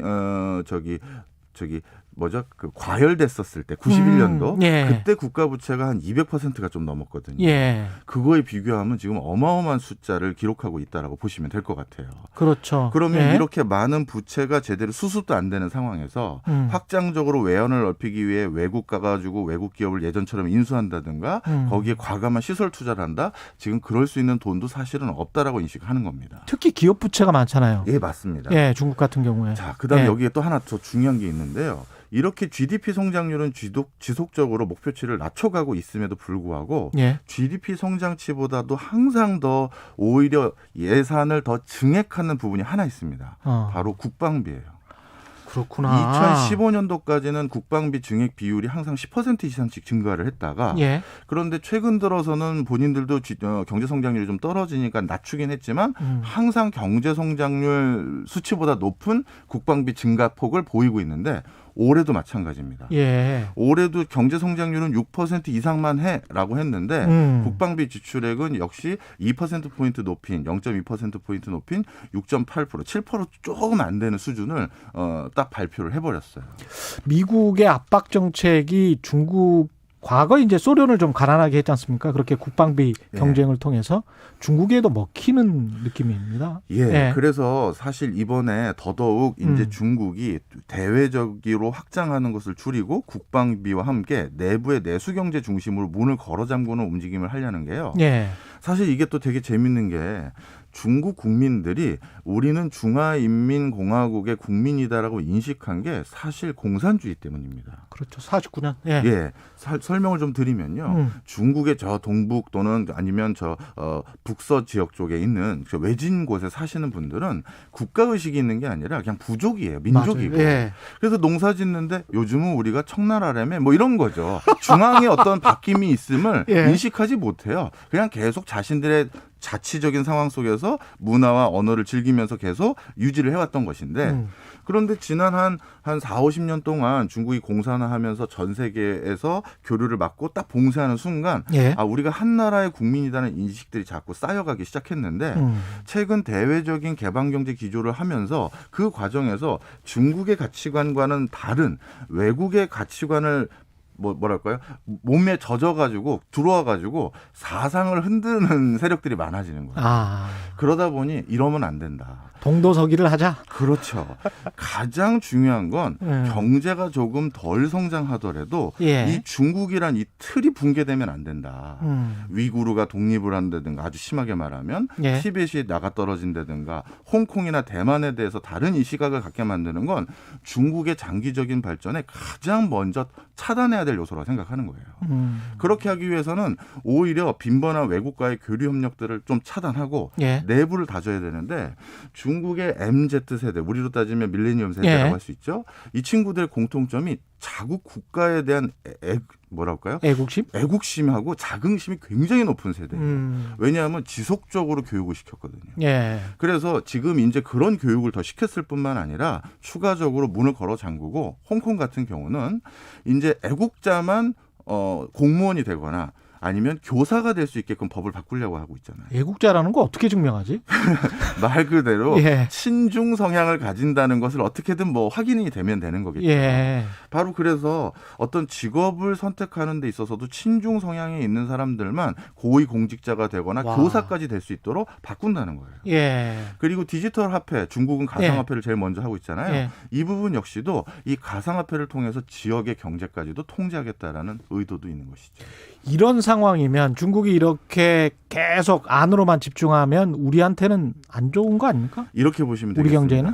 지금 미국과 중국이 둘 다 한쪽은 안으로 수렴하고 있고 그렇죠. 한쪽은 경기 부양을 하면서 그 과정에서 다음 스테이지를 대비하기 위해서 둘 다 개발하고자 하는 아니면 주력으로 삼고자 하는 산업 부분이 완전히 똑같아요. 예. 예를 들어서 빅데이터, 인공지능, 양자 컴퓨터, 그렇죠. 우주, 심해 이런 것들이 똑같거든요. 예.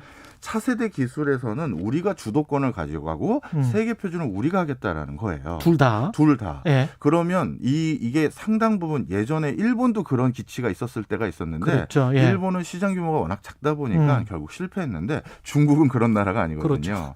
그래서 제 소견으로는 코로나19는 내년 정도면 종식이 어느 정도 되겠지만 이 미중 간의 갈등은 앞으로 10년, 20년을 갈 수가 있는 거거든요. 그래서 전 세계는 앞으로 상당 부분 두 가지 기술 표준이 상존하지 않을까. 아, 두 가지 기술 표준. 그럼 5G고 6G고 계속 뭐 중국 거 납품해야 되고. 그렇죠. 뭐 미국을 중심으로 한 나머지 서방 세계 국가.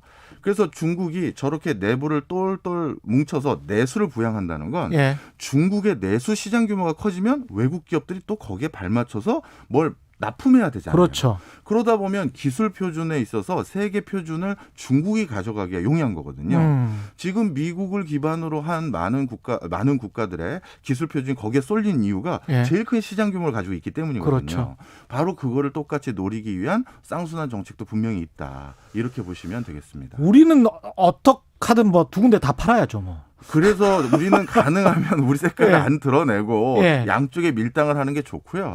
지금 유럽이 그렇게 하고 있습니다. 그렇죠. 전통적으로 프랑스나 독일 같은 경우는 미국이 어떤 기조를 내세우면 똑같이 찬동하는 게 통상적인데 지금 유럽은 미국과 중국 사이에서 줄다리기를 하면서 지금 본인들도 너무 절대절명의 위기 상황이거든요. 그렇죠. 양쪽의 뭐래도 조금 더 받아낼 수 있는 상황을 모색하고 있어요. 우리도 똑같이 해야 되겠습니다. 지금까지 최경영의 최강시사 경제합시다 박정호 명지대학교 특임교수와 이야기 나눴습니다. 고맙습니다. 감사합니다. 네, 지금 여러분은 KBS 1라디오 대표 아침 시사 최경영의 최강시사 듣고 계십니다. 문자 참여는 짧은 문자 50원, 긴 문자 100원이 드는 샵 9730 무료인 콩 어플에도 의견 보내주시기 바랍니다. KBS 1라디오 최경영의 최강시사 듣고 계신 지금 시각은 8시 45분입니다. 여러분은 지금 KBS 1라디오 최경영의 최강시사와 함께하고 계십니다.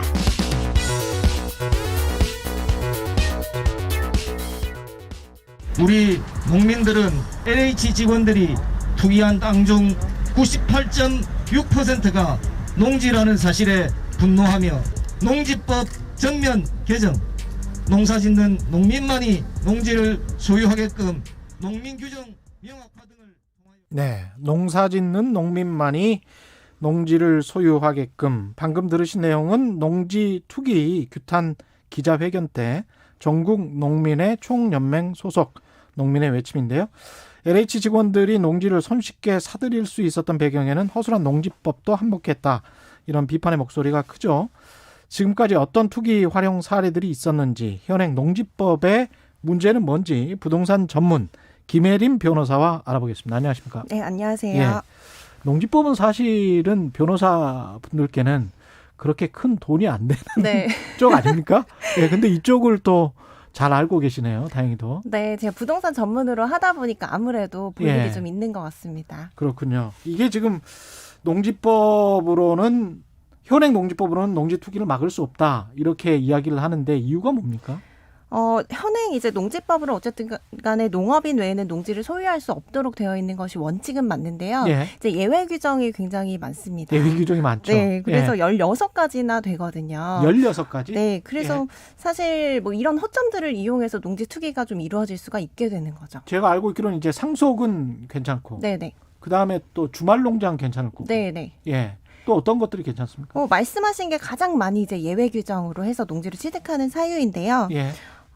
뭐 그렇고 일단은 그 주말 농장 같은 경우 그래서 1000제곱미터 미만으로 가지고 있으면 1000제곱미터 미만. 그러면 이제 뭐 농지 취득 자격 증명 뭐 이런 것들이 없어도 취득이 가능하기 때문에 가장 많이 사용하는 방법입니다. 근데 아까도 이야기했지만 사실은 1000제곱미터 미만이면 어떻게 보면 농사짓기 딱 좋은 경작용지라기보다는 집 짓기 딱 좋은 정도의 사이즈란 말이죠. 거기에서 이제 정원 좀 있고 그러면 딱 좋은데 그렇게 이렇게 형질 전환을 하고 그런 경우도 있습니까? 주말농장 하면서? 그런 경우도 꽤 있으시죠. 그러면 이제 땅값이 올라갈 수가 있으니까. 그렇죠. 농지에서 대지로 바뀌면. 네네. 그렇게 형질 변경을 하시는 경우도 있고 이제 어쨌든 간에 취득이 가능하잖아요. 그리고 실제로 농사를 짓지 않더라도 이제 어쨌든 농지 소유를 계속 할 수가 있다는 장점이 있어서 이제 뭐 그런 방법을 이용하는 거죠. 그러니까 행정적으로 서류상에 그냥 맞춰만 넣으면 농지 취득이 누구나 가능한 그런 상황입니까? 그래서 농업 원래는 이제 원칙적으로는 농업을 목적으로만 농지 취득을 할 수가 있어서 그렇죠. 이제 농업 경영 계획서라는 거를 제출을 해서 이제 농지 취득 자격 증명을 받아야만 이제 취득을 할 수가 그래야 있거든요. 되는데. 네, 그런데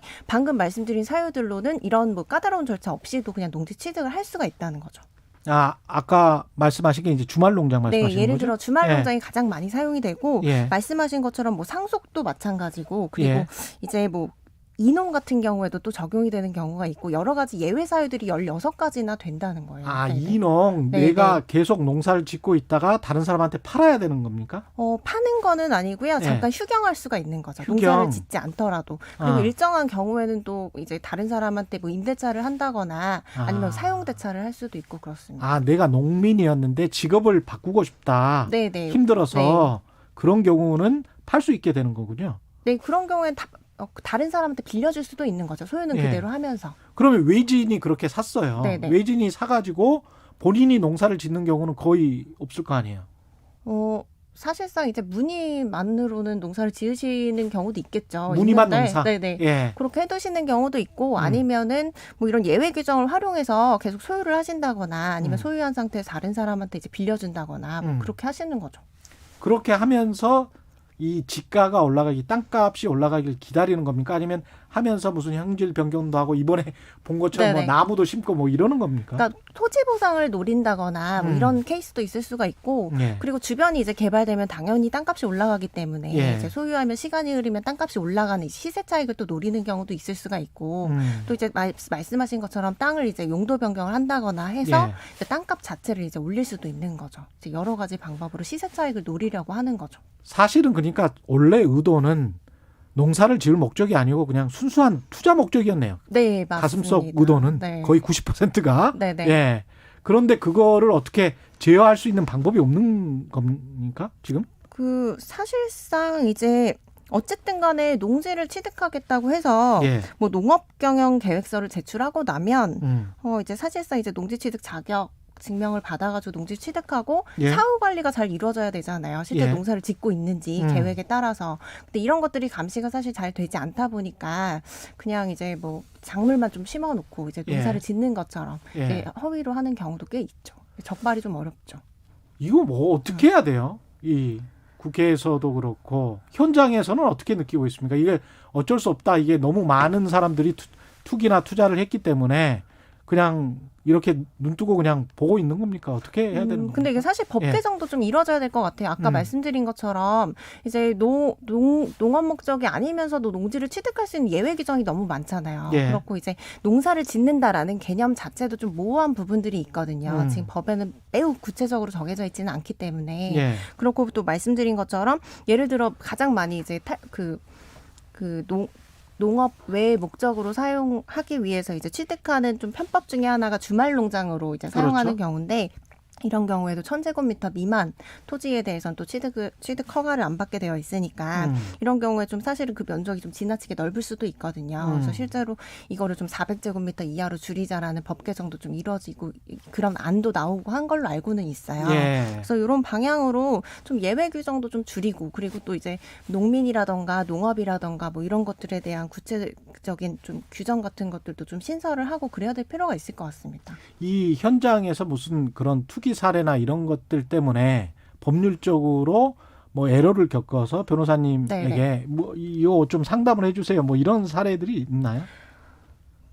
근데 실제로 투기 사례로 저에게 예. 법률 상담을 오는 경우는 별로 없고 그렇죠. 보상금을 많이 받고 싶다 이렇게 말씀하시는 분들은 계세요. 오히려 네, 보상금을 네. 많이 받고 싶다. 네, 그래서 실제로 이제 토지 그럼 보상이 어떻게 조언을 해주세요? 사실 이제 뭐 말씀하신 그것대로인데 지금 실제로는 이제 토지 보상이 많이 이루어지는 지역들에 가면 토지 보상 컨설팅 업체들이 꽤 있다고 해요. 그래서 이제 그 토지 보상을 잘 받으려면 어떻게 해야 되는지 예를 들어서 이번에 이제 LH처럼 예. 뭐 나무를 심어둔다던가 뭐 아니면 쪼개기를 한다던가 이런 거 굉장히 이제 전형적인 방법이 되는 거죠. 이제. 그러면 뭐 투자 컨설팅 업체들까지 다 나와서 그렇게 하고 있는 거니까 이거는 뭐 아주 일반적인 거네요. 어떻게 보면 사실은 이제 농지 땅을 투기라는 게. 투기 목적으로 산다고 했을 때는 뭐 나무 심기라던가 쪼개기라던가 이런 것들은 예. 좀 뭐 그 보상금을 높이거나 시세 차익을 높이기 위해서 일반적으로 하는 방법이라고 보시면 될 것 같아요. 근데 주말 농장 제일 처음에 그렇게 네. 허용을 해줬을 때가 2003년으로 기억을 네, 하는데 네, 맞습니다. 1000제곱미터나 그렇게 크게 해준 이유가 뭘까요?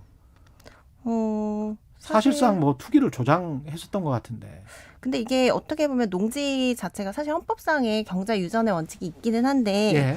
어떻게 보면 재산권이잖아요. 개인의 재산권이기 때문에 이거잖아요. 네. 결국 재산권이다. 네네. 그렇기 때문에 이제 재산권 침해가 너무 클 수가 있잖아요. 제한이 크다 보면. 그래서 거기에 대한 뭐 적절한 이제 그 균형점을 찾은 게 1000제곱미터가 아닌가라는 생각이기는 한데 예. 사실 이게 좀 그 말씀하신 대로 면적이 좀 넓다 보니까 예. 사실 농지 투기로 많이 이어지게 된 거죠. 이런 방법들을 예, 이용해서. 결국은 그 부딪히게 되는 게 사유재산권 그리고 그 자본주의 사회에서 투자를 어떻게 막을 것이냐. 그러면 땅을 어떻게 봐야 될 것이냐. 네. 그 문제로 이제 가게 되는데 네, 네. 땅을 어떻게 봐야 될 것이냐고 하면 땅을 그러면 소유를 못하게 하면 그거는 사회주의 아니야. 또 이렇게 네. 이야기를 할 거란 말이죠. 네. 예, 변호사님 어떻게 보세요? 근데 사실 이제 헌법 12조에 보면 국가는 이제 농지에 관해서 경자 유전의 원칙이 달성될 수 있도록 이제 노력을 해야 되고 예. 농지가 소작제도는 금지된다 뭐 이렇게 되어 있기는 있어요. 그래서 그렇죠. 헌법에서 어쨌든 농지의 그 어떤 성질에 대해서 그 명시를 하고 있고 사실상 이제 농지라는 것은 이거를 뭐 투기의 목적으로 삼으면 여러 가지 문제들이 생길 수가 있기 때문에 적절한 선에서는 재산권 제한이 되어야만 하는 거는 맞는 것 같아요. 예. 그래서 이제 농지법이나 이런 것들에서 뭐 이렇게 뭐 농지의 취득이라던가 이런 것들을 제한을 하고 있는 것이기는 한데 사실 이게 이제 그 투기 수요를 막는 것과 그리고 개인의 재산권 침해를 뭐 어느 정도 이제 너무 과도하게 하지 않는 것, 그 예. 중간에서 어떤 균형점을 찾아야 되는데 그런 것들이 좀 쉽지는 않은 것 같습니다. 쉽지는 않겠네요. 청취자 깍공돌쇠님, 예, 농촌 출신으로서 1000제곱미터면 삽과 괭이로 네. 경작하기는 힘듭니다. 이렇게 네. 말씀하시는데 정말 힘들어요. 예, 이 정도의 면적이면 정말 힘들 것 같고 이게 결국은 지금 현장에서는 이렇게 횡행하는 투기를 막을 방법은 없네요. 현재 법으로는. 그래서 실제로 이제 관리 감독을 제대로 하는 방법밖에 없죠. 그래서 이제 뭐 지자체에서 뭐 좀 전수 조사를 통해서 실제로 이게 경작을 하는지 안 하는지 뭐 이런 것들을 구체적으로 밝혀낼 수밖에 없는 상황이기 때문에 법 개정이 이루어지지 않는다면 그래서 그런 부분들이 좀 애로사항은 있을 것 같습니다. 농지법을 어떻게 개정해야 될까요?